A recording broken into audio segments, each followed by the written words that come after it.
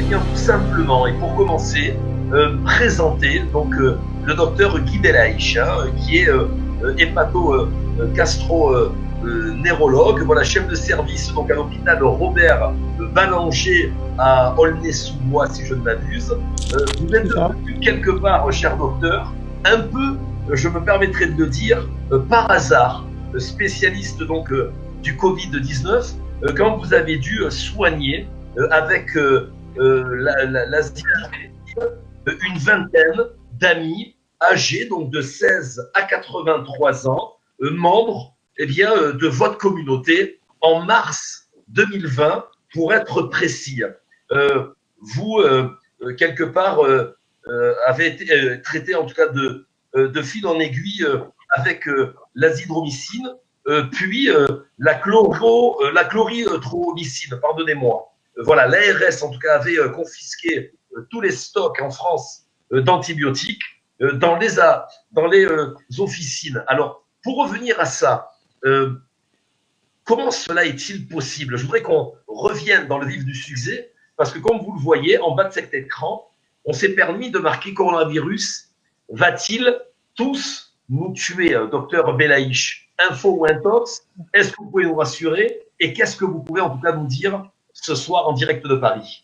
Donc non, ils vont pas tous nous tuer parce que d'abord Hachem il nous protège et puis deuxièmement les médecins aussi parce qu'en fait on est là pour vous soigner avec des médicaments puisqu'il y a des médicaments efficaces. Alors je suis tombé dessus par hasard, non, enfin c'est pas par hasard parce que j'ai lu des études coréennes et en mars je suis tombé malade et en tombant malade ça m'a permis de lire des études et en particulier 2 études coréennes qui avaient montré que l'azithromycine et la clarithromycine, ces 2 antibiotiques macrolides, fonctionnaient dans les virus, dans la grippe maligne et dans les virus qui atteignent le poumon.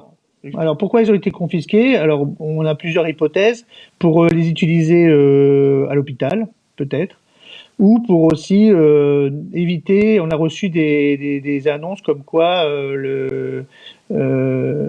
l'ARS, en tout cas par le gouvernement, comme quoi il fallait pas utiliser les antibiotiques à n'importe comment on dit c'est pas n'importe comment dans les infections virales. Mais en fait ce qu'ils n'ont pas compris, c'est que le virus il agit pas tout seul en fait. Parce que moi je fais partie d'un comité de médecins maintenant. On est une bonne trentaine de médecins qui traitons avec des antibiotiques le Covid. Et on pense tous, on n'a pas la même hypothèse exactement comment ça agit, mais on pense tous qu'il est un cofacteur et qu'il agit avec un cofacteur bactérien, et c'est à cause de ce cofacteur bactérien qu'il y a les formes graves du Covid. En fait, le Covid, il y a les formes peu symptomatiques, et c'est le Covid tout seul, le virus tout seul, qui donne ce qu'on appelle la petite grippe, le rhume et tout ça. Et il y a la forme grave qui agit avec un cofacteur bactérien qui va donner soit les formes pulmonaires sévères, soit les formes digestives sévères. Et c'est par ce cofacteur bactérien que se forme la forme grave. Et donc c'est pour ça qu'on utilise les antibiotiques. Et c'est pour ça que les antibiotiques sont efficaces. Alors moi j'en ai 450, mais mes collègues, on a colligé, on va dire plutôt en médecine, on dit colligé plus de 3000 patients. Et 3000 patients avec des succès tous quasiment. Et quand je dis 3000, il y en a beaucoup qui ont traité des collègues, des internes que j'avais formés moi-même. Et je sais qu'ils en ont traité une cinquantaine eux-mêmes. Ils ne sont pas dans notre série, mais on sait qu'on est à beaucoup avoir traité les patients avec des antibiotiques. Alors, chacun utilise son antibiotique, mais les 2 actuellement le plus recommandés et les plus prescrits sont l'azithromycine, qui a utilisé d'ailleurs le professeur Raoult et le professeur Perron à Marseille, et la clarithromycine qu'on peut avoir utilisée, mais qui se ressemblent. C'est 2 antibiotiques qui se ressemblent et qui sont dans la classe des macrolides. D'accord. Les macrolides, c'est une classe particulière. Oui, pardonnez-moi de vous interrompre. Quelque chose qui est important. Quand je vois le taux de réussite, quelque part, 400 malades de 16 à 92 ans, et seulement, c'est toujours un décès, une vie humaine de perdu de trop, à 87 ans. Quand vous parlez là maintenant de 3000, c'est dans les mêmes proportions? Oui, il y a peu de décès dans notre série. Par exemple, j'ai un médecin généraliste qui a utilisé la clarithromycine. Lui, il en a 300, 0 décès. Oh là là. Il y a des collègues qui ont utilisé l'association azithromycine claforan, quoi, céphalotaxime, c'est un autre antibiotique, et c'est aussi un seul malade en réanimation, mais qui est sorti vivant. Donc en fait, on a quand même des succès et on est en train de les colliger. Donc il y a quelqu'un qui est en train de faire sa thèse dessus, un jeune interne qui est en train de faire sa thèse et qui est en train de colliger tous les cas. Alors dites-moi, docteur, quelque chose qui est très important, mais quel est leur niveau au niveau voilà, de cette pandémie quand ils viennent vous voir ces 3000 voilà, cas qui ont été détectés positifs au Covid-19, ils ont déjà un stade avancé dans la maladie ou alors ils sont directement traités parce que c'est déjà seulement les balbutiements du Covid? Tous les malades qu'on a traités sont pas des malades paucisymptomatiques. C'est pas des peu symptomatiques. C'est pas des gens qui viennent nous dire j'ai un Covid dans le nez positif. C'est des malades qui ont des signes cliniques. Ils ont la bronchite, ils ont la pneumonie, ils ont les signes digestifs. Alors moi, je suis gastro-entérologue, donc j'ai beaucoup de Covid digestif. Vous savez, il y a deux formes particulières. En fait, il y a plein de formes de Covid. Hein. Il y a les formes principales sont les formes pulmonaires, celles qui amènent en réanimation qu'on intube et qui donne des embolies pulmonaires. Et il y a la forme digestive qui donne des douleurs au ventre, de la diarrhée et qui peut aller jusqu'à l'ischémie du ventre et donner des mortalités de ça. Même si c'est curieux parce qu'en fait, c'est des pneumonies. Les pneumonies, on a toujours appris en médecine qu'il fallait les traiter. Même les grippes malignes, on sait très bien qu'il faut les traiter avec des antibiotiques. Même moi, quand j'étais jeune interne, je traitais avec des macrolides déjà, les grippes malignes. C'était pas le même macrolide, parce qu'on avait des macrolides de première génération, mais on traitait déjà avec des macrolides, et je comprends pas que mes collègues continuent à faire ce qu'on appelle le 3D, c'est-à-dire Doliprane, dodo, domicile, et malheureusement qui se finit parfois par une 4D, c'est-à-dire le décès. Donc ça, oui, c'est ce qu'on peut se poser. Donc les complotistes diront, ben on fait exprès pour laisser mourir les gens, comme ça on payera pas les retraites. Il y en a qui disent des choses comme ça, mais je pense pas. Moi je pense que c'est l'ignorance. Et c'est pour ça que je suis passé sur votre radio. Je pense que plus plus on sera de médecins à dire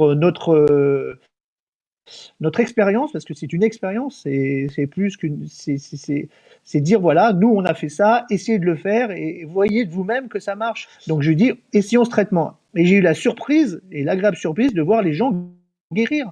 Et quand j'ai vu guérir 1, 2, 3, 5, 10, 20 et arriver à 60 en ville, puis après 450 à l'hôpital, je me suis dit c'est miraculeux. Et quand j'ai vu après que mes collègues, quand j'ai dit ça et que sur les réseaux sociaux, ils m'ont dit ah ben moi j'ai fait pareil. Et moi, quand j'ai lu mon collègue en Moselle, il m'a dit bah moi le Conseil de l'ordre m'a attrapé parce que moi aussi j'ai fait comme toi et moi j'ai plus le droit de parler dans les médias parce que si je parle, m'en supprime ma licence. C'est pas vrai. C'est pas Bah vrai si, à ce si point. c'est vrai. Mais Oui. c'est pas possible. On dirait que vous parlez d'un pays communiste Comment c'est possible? Bah oui, oui, le Conseil de l'ordre a convoqué deux de mes collègues médecins pour les mettre à pied parce qu'ils avaient dit qu'ils avaient traité des malades. Et une autre collègue son fils avait dit dans un réseau social, ma mère a soigné 60 malades, elle les a Oui. guéris tous du Covid. Et lui, elle savait même pas qu'il avait écrit ça, et elle a eu les chaînes de radio qui sont venues, et après le Conseil de l'ordre aussi lui a dit t'as pas intérêt à continuer à dire ça, tu enlèves tout ce que tu as écrit sur les réseaux, sinon on va t'enlève ta licence de médecin. Alors moi je vais faire, bon je vais peut-être attrister beaucoup de gens, mais je pense qu'il y aura pas de vaccin. Il n'y aura pas de vaccin. Bah parce qu'en fait je pense que c'est un virus qui atteint le lymphocyte. Et comme on n'a pas de vaccin sur certaines maladies comme le sida par exemple, et je pense qu'on n'aura probablement pas de vaccin, et je pense que c'est un leurre ce vaccin, et je pense. Mais j'espère que je me trompe. Moi D'accord. j'espère tout à fait me tromper. Moi au début j'étais Ouais. optimiste avec le vaccin, je dis ouais il y aura un vaccin, on va un jour avoir un vaccin, on va tous se vacciner et ça va être bon. Et je pense pas qu'on va l'avoir. À ce niveau-là, vous ne donnez pas d'espoir parce qu'on parle quand même de 39 à peu près mutations du Covid-19. Hein, si Plus que ça. Plus que ça. Plus que ça. Dans les mutations, il y a des fois des mutés de mutés. Donc, il y a 39 grandes mutations, mais il y en a des centaines. En fait. Si on a déjà eu le Covid, un anticorps, est-ce qu'on peut le rattraper si le virus a muté? Oui. Oui, on peut le rattraper et c'est ce qui est arrivé à plusieurs de mes patients, dont d'une patiente, deux patients récemment qui ont eu une forme grave en mars, avec des anticorps positifs. Et une deuxième fois, elle a rattrapé en juillet une forme, non même en septembre, non, je dis en septembre, c'est récemment, oui, en septembre, elle a rattrapé une forme très grave, pulmonaire, et elle avait encore les anticorps. Donc les anticorps ne sont pas protecteurs. Avoir les anticorps, les voir disparaître, ça ne veut pas dire qu'on n'a pas attrapé le virus. Ça aussi, c'est un mystère de ce virus. C'est-à-dire, on peut avoir attrapé le virus, ne pas avoir d'anticorps. On peut avoir attrapé le virus, avoir des anticorps et rattraper le virus. Et on peut aussi attraper le virus, voir disparaître les anticorps et ne plus jamais rattraper le virus. Donc, c'est un mystère. C'est vraiment un mystère sur les anticorps. Alors, le problème de cette PCR, c'est qu'elle peut être parfois tellement amplifiée qu'on peut détecter des microparticules virales, et c'est pour ça que parfois on a des chiffres énormes de patients dits contaminés. Et ces patients dits contaminés sont parfois très peu symptomatiques parce qu'ils ont très peu de particules virales. Et donc en fait, est-ce qu'il faut utiliser que cette PCR pour soigner? On est pratiquement, dans la majorité des médecins, en tout cas dans notre groupe, on pense que cette PCR, elle ne sert pas à grand-chose. En fait, on doit soigner les gens par rapport à leurs symptômes. On est des cliniciens, médecins cliniciens, thérapeutes, et on doit soigner par rapport à leurs symptômes. Quelqu'un qui a une PCR positive, doit-il être soigné? Non, pas forcément. Un patient qui a une PCR négative, s'il a un symptôme qui évoque un Covid, est-ce qu'il doit être soigné? Oui, parce qu'il y a des Covid à PCR négatif. Donc, il faut soigner les gens par rapport à leurs symptômes, comme on le fait habituellement en médecine. Est-ce qu'on attend avoir un test positif avec une pneumonie? Non, avant, quand on avait une pneumonie, on écoutait avec le stéthoscope, on voyait qu'il y avait une pneumonie, ça s'entend avec un stéthoscope, et on soignait avec des antibiotiques.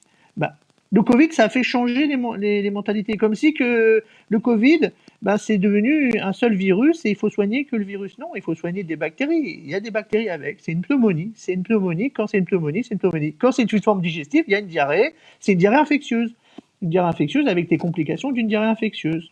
Si c'est juste une gastroentérite, c'est-à-dire ce qu'on appelle la gastroentérite, une diarrhée qui dure 24 heures, on la soigne pas. Ça se soigne en mangeant du riz, comme tout le monde. Ma mère, elle me faisait manger du riz et des bananes et ça marchait très bien. Existe-t-il des formes asymptomatiques, docteur? Oui, il y a des formes, ce qu'on appelle paucisymptomatiques ou peu symptomatiques, mais quand vous creusez un petit peu, les patients, ils vous disent « j'ai eu un peu le nez qui coule, j'ai eu un petit peu mal à la tête, j'ai eu un petit peu mal aux muscles ». Mais ils ont tellement ça régulièrement dans la journée, même quand ils font rien, que ça passe complètement inaperçu. Et c'est logique. Quand vous rentrez du travail et que vous avez un petit peu de courbature, vous dites « je me suis mal installé sur mon fauteuil », vous n'allez pas dire « j'ai attrapé le Covid ». Quand vous avez le nez qui coule et que vous éternuez toute la journée, vous dites « j'ai une allergie », vous n'allez pas dire « j'ai attrapé le Covid ». Donc voilà, donc en fait c'est ces formes-là. Mais ces formes-là, il ne faut pas les soigner, il faut pas les traiter, c'est pas des formes graves. Il faut traiter que les gens qui vont tousser, qui vont avoir des pneumonies, qui vont avoir des choses graves. C'est pour ça que nous, on est pour traiter que des formes importantes. Pas traiter tout le monde parce qu'il y a une PCR positive. C'est pour ça que cette fameuse PCR qu'on fait à tout le monde là, et même que c'est même pas qu'on fait à tout le monde, c'est que les gens même s'auto-prescrivent la PCR. On comprend rien. Les gens ils vont dire je veux une PCR, ils vont la mettre dans le nez et ils vont avoir une PCR positive. On ne sait même pas savoir quoi faire de cette PCR positive la plupart du temps et c'est même pas des médecins qui gèrent. Alors on a donné la main aux malades sans passer par la case médecin. On a complètement squeezé les médecins. Voilà. Alors, il faut savoir que Raoult, c'était lui qui avait commandé les masques. En fait, Raoult, il était le conseiller de Bachelot. Raoult était le conseiller de Bachelot. Raoult se fait éjecter. Il avait commandé les masques qu'il fallait. Lui, il savait il pouvait avoir une pandémie un jour, donc il savait ce qui allait se passer un jour. Il n'avait pas prédit forcément le Covid, mais il savait qu'il y avait un virus. Et donc, il avait les masques et chaque année, il renouvelait les masques qui étaient distribués à l'hôpital. Incroyable. À Marseille. Non, de France, puisqu'il était conseiller de Bachelot. Bachelot, c'était la ministre de la Santé à l'époque. Oui, je me souviens, très bien. Voilà, et donc c'était lui le conseiller principal de Bachelot. Bachelot s'en va, remplacé par un autre ministre qui arrive. On prend un autre conseiller. Voilà, on prend un autre conseiller. Voilà, et lui, il commande pas les masques. Alors, c'est une question qu'on me pose régulièrement. Est-ce qu'on doit le faire en France, tout ça? Alors, le problème du confinement, c'est pas le confinement. On sait que le confinement, ça va apporter un bienfait sur la disparition, en fait, pas la disparition complète, mais au moins la quasi-disparition du virus, puisque les gens se rencontrent moins. D'accord?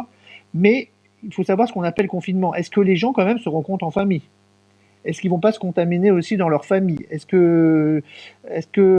qu'en fait, on se contamine beaucoup en famille. En fait, si le cousin, il peut aller voir l'autre cousin et ils peuvent jouer ensemble, les enfants et tout ça, bah, ils vont faire un triangle et ils vont se contaminer régulièrement. Donc, si le confinement, c'est rester chacun isolé, chacun de son côté, tout seul, ou en deux ou trois, ça sera un bienfait.